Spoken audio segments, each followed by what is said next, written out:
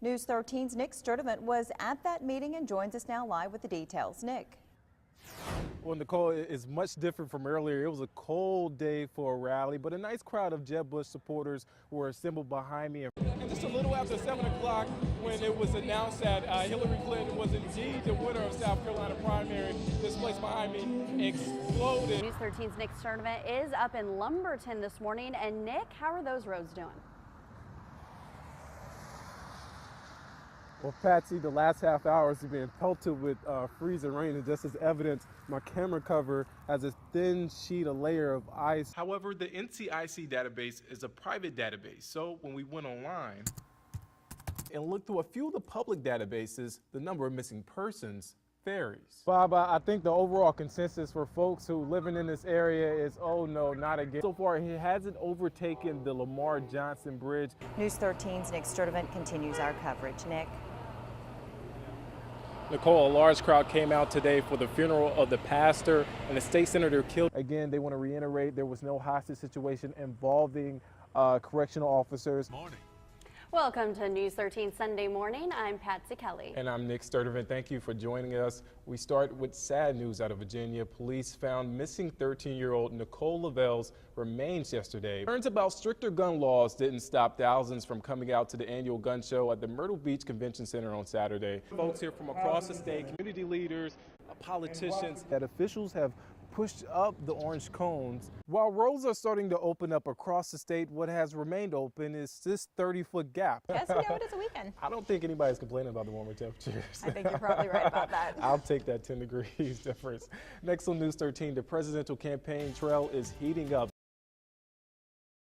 Engine gimbal now underway. January 28th, 1986. It was the one morning in my 8 years on the West Coast that I did not turn on the radio nor the television. A day both a friend. My wife, who's here, she was pregnant at the time with our first child. And a brother can't easily etch from their minds. 4, 3, 2, 1, and liftoff. I turned on the TV, and the next thing I noticed that there's a spacecraft launching. Carl McNair's younger brother, Dr. Ronald McNair, was on that shuttle. Carl and his wife leaving just a day prior after an expected delay of the launch. And so we got communications from Ron that, well, it doesn't look like we're going to launch tomorrow, the 28th.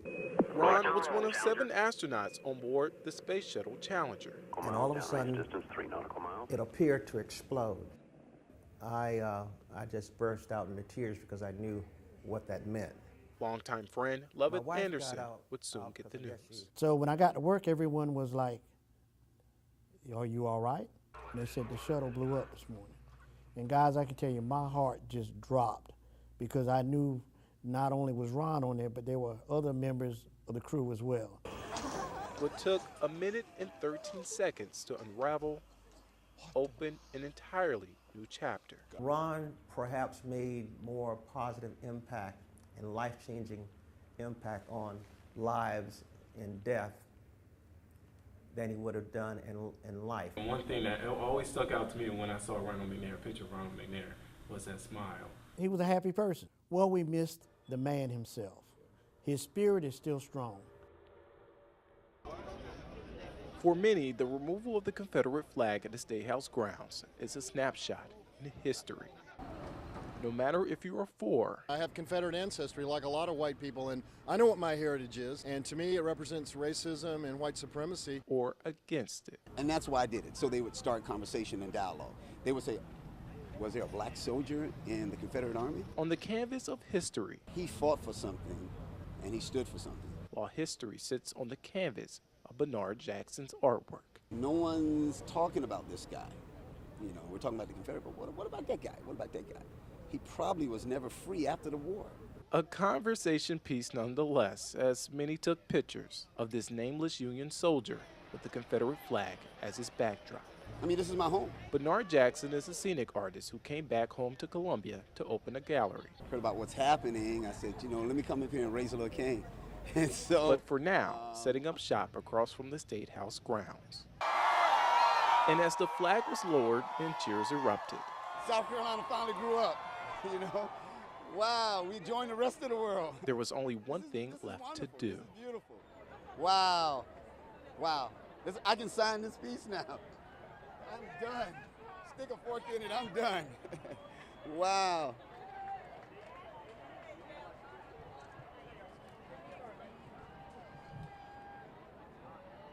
In Columbia, Nick Sturdivant. That's it. It's done. News 13. That just was just messed up yesterday and today. For Wanda Pittman, And I just got shook up. I got shook up. I ain't over it yet. the last 24 hours walking in has this- been anything but easy. I mean, it was just coming and coming and coming and coming. Her life, just like her apartment, flipped upside down. Yes, it is. Yes, it's messed up right now.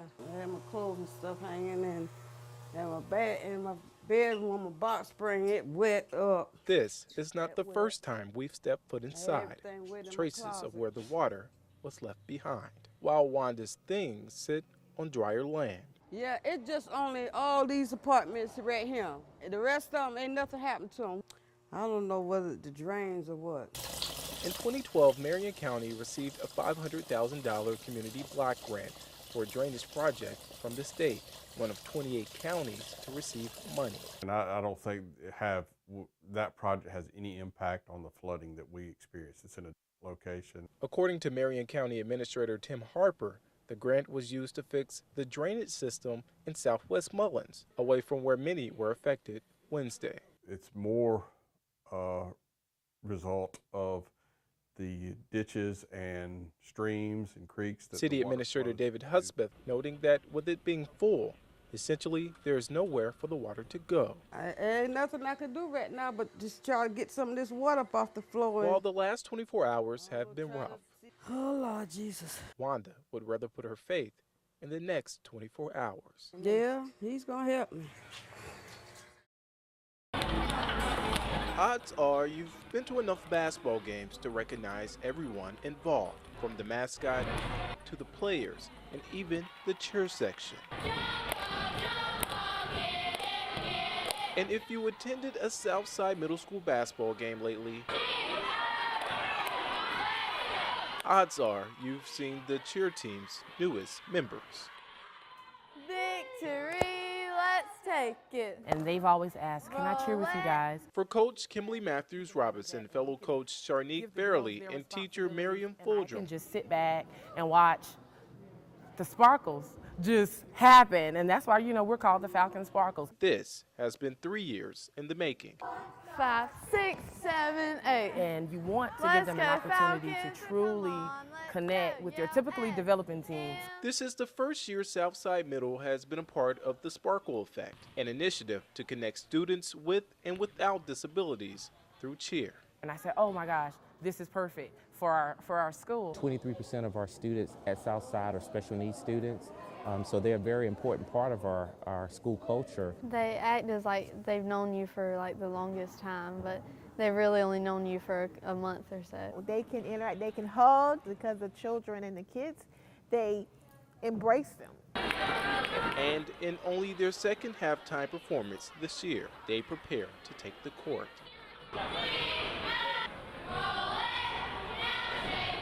Not only the talk of the school, but the talk of town. And that's really one of our goals, is just for them to realize that we're all the same. In Florence, Nick Sturdivant, News 13.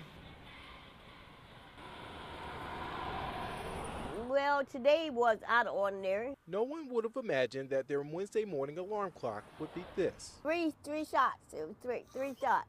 Pow, pow, pow. 3 shots near this bus stop at the corner of Carver Circle and West Sumter Street in Florence. And I peeped down there and I seen all the police is turning, and so I called someone. They told me what was going on. Thomas Burgess was inside her home across the street when she heard the shots and the swarm of deputies surrounding the bus stop. It was scary because knowing that the kids be at the bus stop. And I started shriveling and I lost my breath. I was living here all my life. I'm 52 years old. So we was living on our corner all these years and we didn't have none of this drama like that. But while Wednesday was out of the ordinary, Faye Thomas says recently the neighborhood has been marred by 2 shootings in the last 2 weeks. My girlfriend called me and said that her grandson didn't want to go to school because somebody was threatening them at the bus stop. Florence School District 1 says upon finding out what happened, the Beck Child Development Campus nearby was immediately secured and locked down. So the only thing hard to imagine is the sense of security this community feels. We need more police patrol or something because this is getting ridiculous. In Florence, Nick Sturdivant, News 13.